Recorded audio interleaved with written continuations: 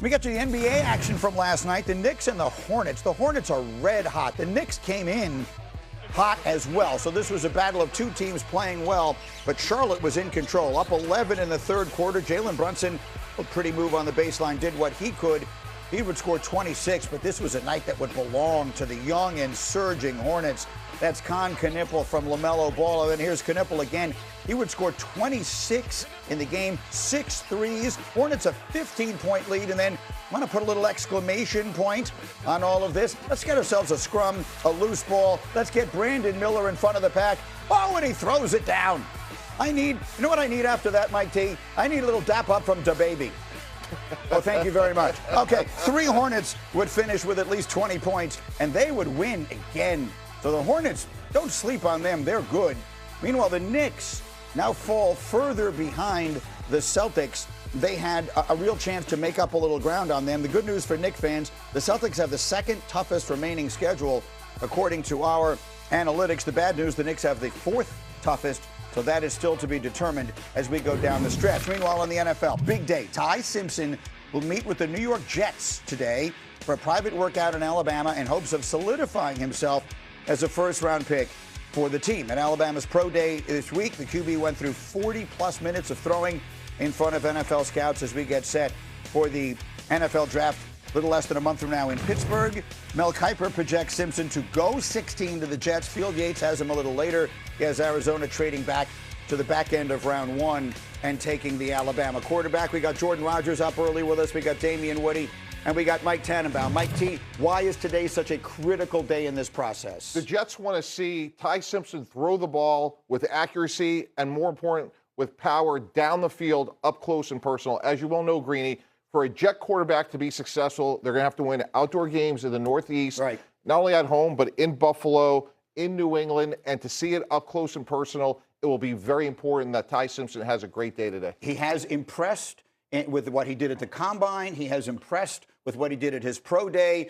And I want to hear from Jordan Rodgers. That's why I called Jordan to get in here today, because you got some tape here. I feel like his stock is rising right now. There was a moment in time during this season when I think there was a real chance he was going to go even higher than this. What do the people who don't know much about him as a prospect, what should they be thinking, Jordan Rodgers?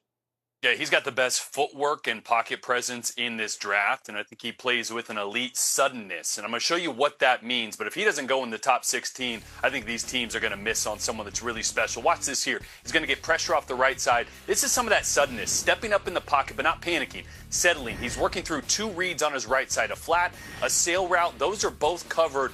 Watch how quickly he gets his eyes to that 3rd route down the middle of the field, and watch the suddenness. 0.21 seconds. He goes from his 2nd read to his 3rd read, adjusts the trajectory of that football, and it is on the money, 40, 50 yards downfield. That is elite right there. And this is another thing I love. This is a play you might overlook if you're just watching the film. Little power pass, little flood concept, 2-handed fake. Watch his feet and his eyes marry together through every single read. 1 to 2 to 3. Backside to 4. The reason he is so accurate and so consistent is because his base, his feet, and his eyes are always together. And that's what makes him special. Now, here's the interesting part.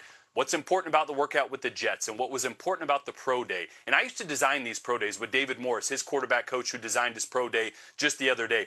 There's not a lot on film of him throwing off platform in the pocket with his feet facing this way, ripping it downfield to a comeback or a dig route. Because he's so good with his feet, because he's so good at getting quickly set and aligned and being consistent, that was the focus of the pro day with David Morris in the design for Ty Simpson to show his arm talent off platform. That's why you see a lot of these resets falling away on these throws in the pro day. That was the one box I think he had to check in front of GMs and scouts, and I think he hit that out of the park with flying colors on that pro day. I love Ty. I've loved him since November and December when I said his tape at its best is better than anyone's. It's outstanding insight from someone who knows what they're talking about. Damian Woody, you know the Jets better than anybody. Should they take him if he's there at 16? Yeah, Green. I've always said, if you love the quarterback, if you love the prospect, if you got conviction, you take the guy. The one great thing about the Jets is they have 4 picks inside the top 44. So they have options here, whether it's at 16 or trading back in at pick number 33, trading back into the 1st round and getting a guy like Ty Simpson. But I think it all comes down to, what do you think about the prospect? We know there's a whole contingent, a whole, group of people from the Jets organization that's going to be there working them out. If they feel like this is a guy that's going to lead them in the future, then go get the player. Don't even think twice about it. Jordan was just talking about boxes that he checks with the footwork and all that, and it makes sense. If he seems well coached, it makes sense because his dad is a football coach. He's been the head coach at UT Martin for 20 years.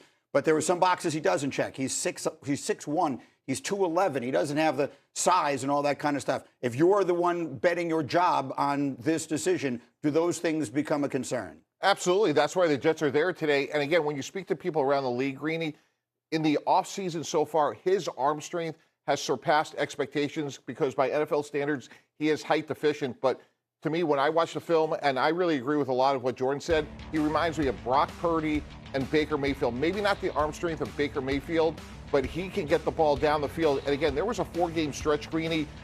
Georgia, Vandy, Missouri, and Tennessee, 5th ranked, 16th, 14th, and 11th ranked. Those 4 games, 9 touchdowns, 1 interception.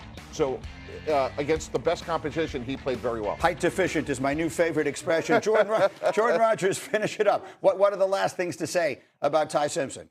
Yeah, I think the biggest concern is the starts, right? Just one season. I think that's both a positive because it shows his upside, how quickly he got to a level that's elite and a level that could be a top 10 pick. But get him in a situation where he can sit. Have the Jets learned yet that if you find a guy with traits and you let him develop, he could be good? Sam Darnold, anybody, 2 years, starting with the Jets and then won a Super Bowl because they kicked him to the curb.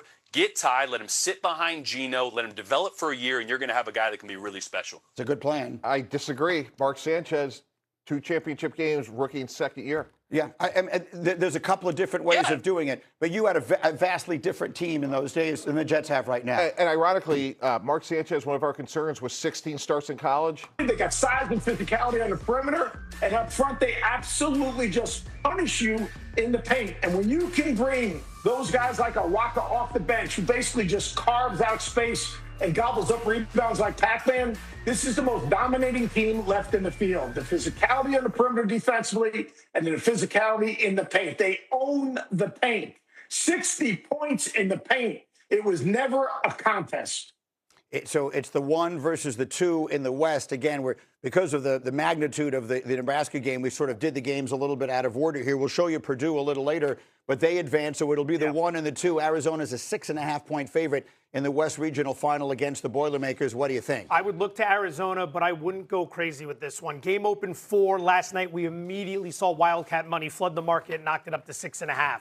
Purdue can defend the rim a little bit, which is where Arizona wants to live, so keep that in mind. But given the rebounding edge, given the turnover edge, given the way that Arizona's been playing and the way they can defend the three-pointer, which is what Purdue wants to do for part of their offense, I'd be looking to the Wildcats here. Temper the expectations, though. All right, Seth, stay close by. We'll do the rest of the games as we continue, and I will quickly point out, as an alumni of a Big Ten institution, that there is a scenario in which the Big Ten gets all 4 teams. It is still alive. 5 of the remaining 12 teams are